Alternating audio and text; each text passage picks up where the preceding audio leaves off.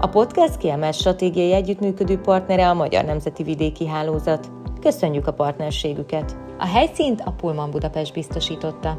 Sok szeretettel köszöntjük a hallgatókat és a nézőket, ez itt a Tudatos Nők az Agrárszektorban című podcast sorozatunk. Mint tudjátok, 2025. április 11-én kerül megrendezésre a Tudatos Nők Napja is díjátadó, immáron második alkalommal. Ennek apropóján 5 epizódon keresztül fedezzük fel, hogyan formálják a nők az agrárium jövőjét.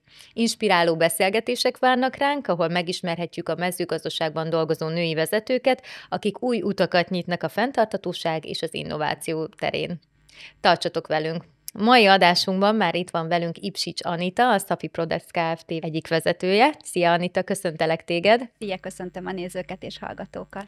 Hát ami a mi témánk lesz, ez a női vállalkozói karrierút, amiben te kimagasló szerepet töltesz be, és ugye régebb óta ismerjük egymást, és személyesen említettem is neked több alkalommal, hogy annyira jó látni ezt az utat, amin befutottatok, és tudom, hogy mennyire kemény munka van mögötte, de mesélj nekünk arról, hogy honnan indultatok, és hogyan alakult a Safi. Ugye én a bankszektorból jöttem, ezt aki egy picit utánam olvasott, már ő tudhatja, hogy nekem az élelmiszeriparhoz, az agrárszektorhoz pedig valami kevés közöm volt, de ugye amikor én várandós lettem, akkor nagyon fontos volt számomra, hogy a terhességi cukorbetegséget elkerüljem. Tehát egy nagyon teljesen más útról közelítettem meg ezt az egész részvételt az élelmiszeriparban, és akkor kezdtem odafigyelni arra, hogy milyen élelmiszerek vannak, hogy hogyan tudunk egészségesebben táplálkozni, és a későbbiekben ugye 2017-ben találkoztam a Safi márkával, akkoriban indult a piacon, ugye a mentes szektorban, és 17 óta dolgoztunk együtt az alapító tulajdonosokkal, először az ausztriai és a németországi viszonteladói forgalmazás kapcsán, majd 18-ban a magyarországi franchise hálózat felépítését vettük úgymond célba, és akkor 19-ben pedig lehetőség adódott magának a cégnek a megvásárlására. Ott ugye történt egy vállás az alapító tulajdonosok között, és így kikerült a piacra a cég, meg volt rá a külföldi vásárló, aki nem akart franchise, és így kerültünk mi abba a helyzetbe, hogy vagy mi megvásároljuk, vagy pedig a Safi márka valószínűleg Magyarországon nem maradt volna fenn, és nekünk akkor már 2 megnyitott, és 2 kialakítás alatt lévő üzletünk volt, úgyhogy 19-re lapot húzva belevágtunk ebbe a projektbe. És hát nem vagy egyedül ebben a projektben, Igen. mert hát női vállalkozóként kimagasló teljesítmény, amit nyújtasz, de hogy van egy társad ebben az egészben. Így van, férjemmel Gáborral, mi most idén voltunk 19 éve együtt.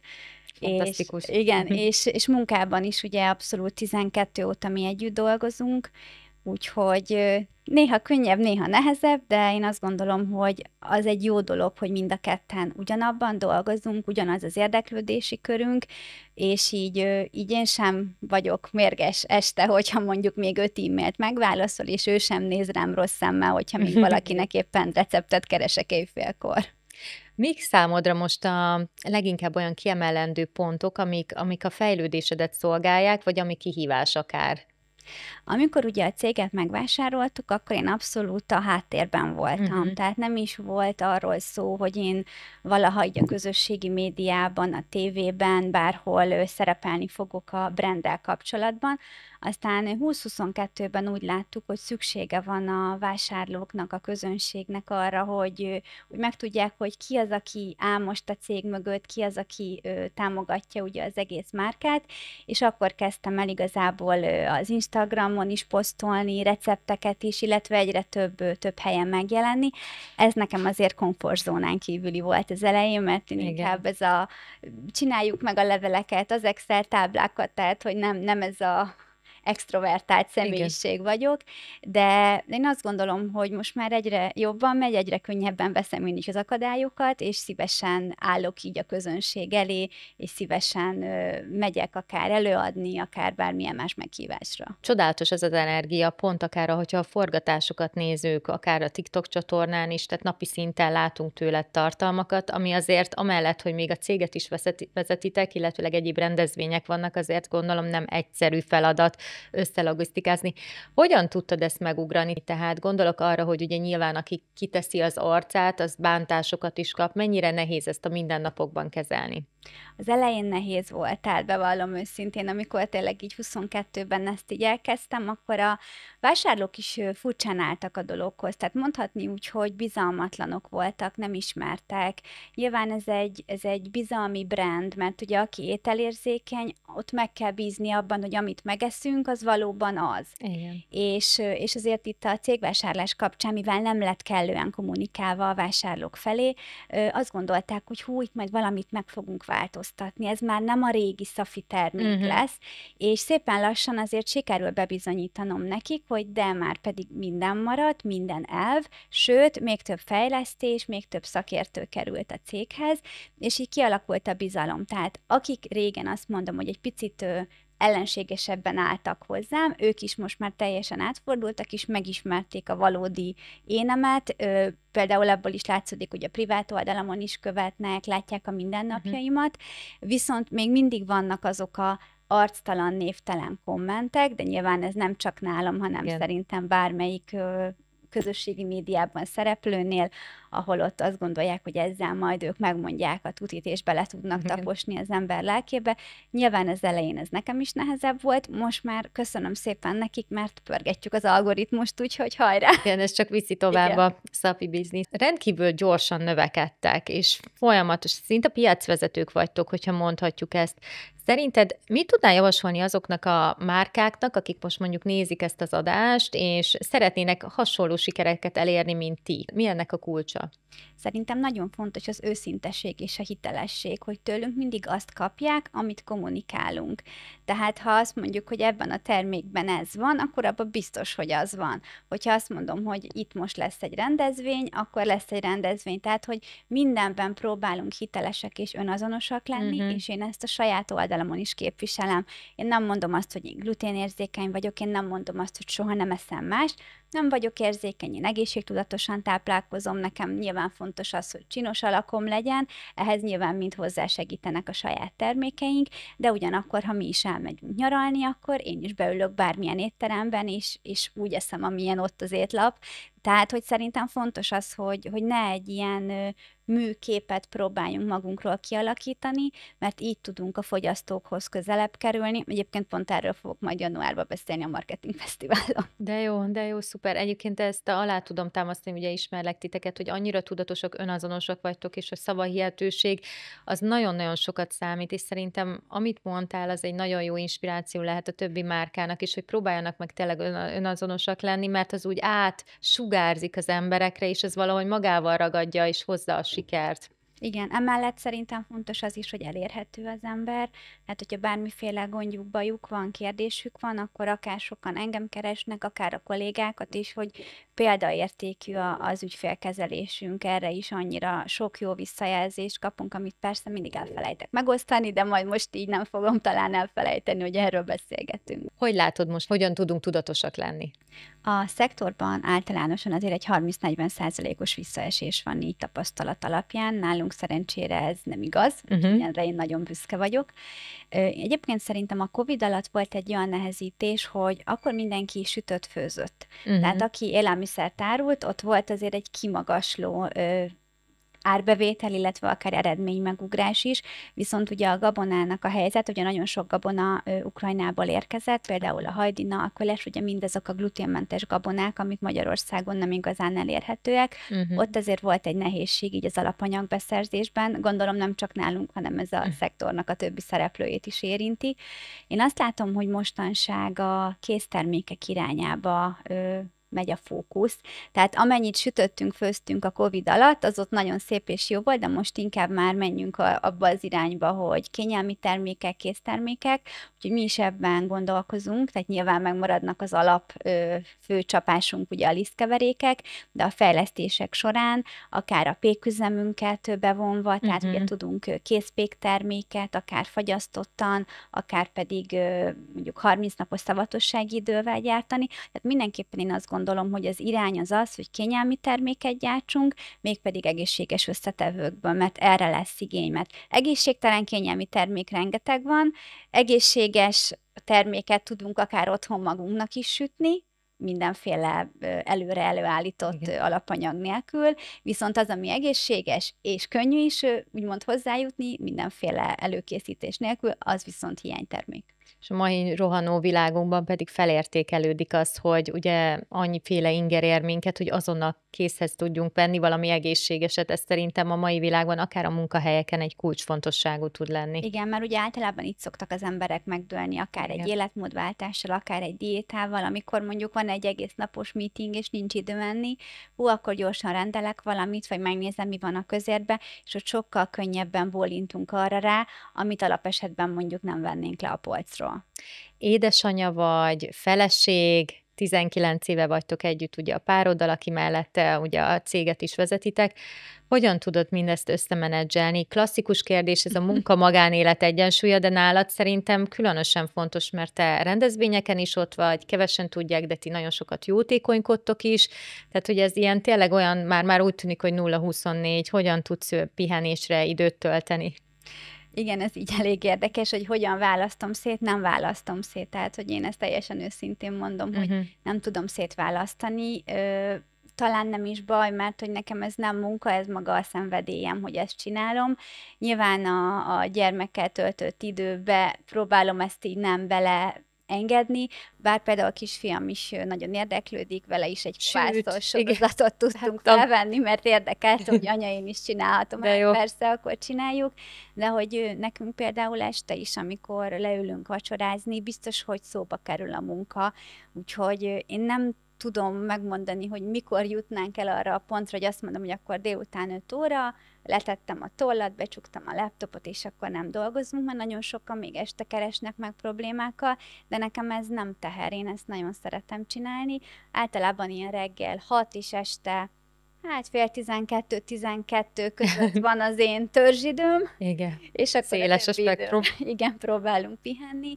Nekem nagyon jól esik az, hogyha el tudunk utazni, akár csak 1-2 napra, tehát az abszolút tölt, és tudok belőle újabb inspirációkat gyűjteni.